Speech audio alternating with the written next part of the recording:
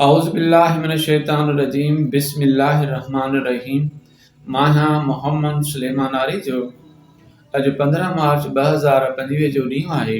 हिन क्लिप में उहे टिनि यानी पहाड़नि जो शुजरो बयानु कयो वेंदो।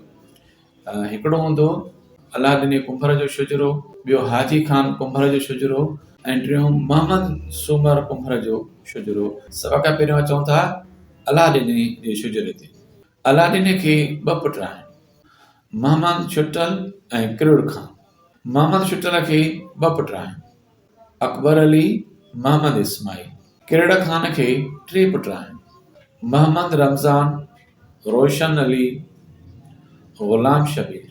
अकबर अलीअ खे 4 पुट आहिनि, नज़ीर अहमद, मोहम्मद छुटल, बशीर अहमद, मोहम्मद रफ़ी। मोहम्मद रमज़ान खे 4 पुट आहिनि, शेर मोहम्मद, बख्शल खान, अहमद बख्श, अनवर अली। रोशन अलीअ खे 2 पुट आहिनि, ज़ाहिद हुसैन, आशिक़ हुसैन। ग़ुलाम शबीर खे 4 पुट आहिनि, सलीम, शाहिद हुसैन, अयाज़ हुसैन, हसनैन अली। नज़ीर अहमद खे 3 पुट आहिनि, सिराज अहमद, रियाज़ अहमद, अली हैदर। बशीर अहमद खे 4 पुट आहिनि, गदा हुसैन, शफ़ी मोहम्मद, वाजिद अली, बाबिर अली। मोहम्मद रफ़ीक़ खे 1 पुट आहे, मुज़मिल अली। शेर मोहम्मद खे 4 पुट आहिनि, माजिद अली, वक़ार अली, अब्दुल सत्तार, मोहम्मद रमज़ान। बख्शल खान खे 1 पुट आहे, एजाज़ अली। अहमद बख्श खे 1 पुट आहे, माशूक़ अली। ज़ाहिद हुसैन खे 2 पुट आहिनि, शिराज़ अली, शहरयार। सलीम खे 2 पुट आहिनि, सरताज अली, समीर अली।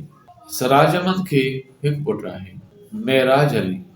माजिद अलीअ खे 2 पुट आहिनि, मुस्तफ़ा, मीसम। वक़ार अलीअ खे 1 पुट आहे, मोहम्मद हनीफ। अब्दुल सत्तार खे 1 पुट आहे, मोहम्मद हसन रज़ा। एजाज़ अलीअ खे 1 पुट आहे, मोहम्मद यूसुफ। हाणे असां ज़ेरे बस आणींदासीं हाजी खान कुंभर जे शजरे खे। हाजी खान लॾे आयो हो हटड़ी गुलाम शाह खां देह कोट चांडको खां ऐं रहाइश इख्तियार कई ख़ैर ममदारी जा। हाजी खान खे 1 पुट हुयो, अलाह वरायो। अलाह वराए खे 2 पुट आहिनि, हमदुल्लाह, हाजी खान। हमदुल्लाह खे 3 पुट आहिनि, दीदार अली, मुमताज़ अली, अलाह वरायो। दीदार अलीअ खे 4 पुट आहिनि, हाजी खान, खुबदार अली, इमरान अली, हमदुल्लाह। मुमताज़ अलीअ खे 4 पुट आहिनि, इरफान अली, इम्तियाज़ अली, अल्ताफ़ अली, राबेल अली। अलाह वराए खे 2 पुट आहिनि, अली रज़ा, ज़हीर अली। हाजी खान खे 3 पुट आहिनि, मुज़मिल अली, दिलशेर अली, मुदस्सिर अली।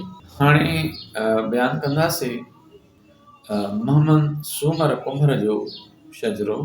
मोहम्मद सूमर जो कुंभर कबीलो ज़िले खैरपुर ऐं तालुके सोभो देरे मां लॾे अचे ॻोठ ख़ैर ममदारी जा में रहाइश इख्तियार कई।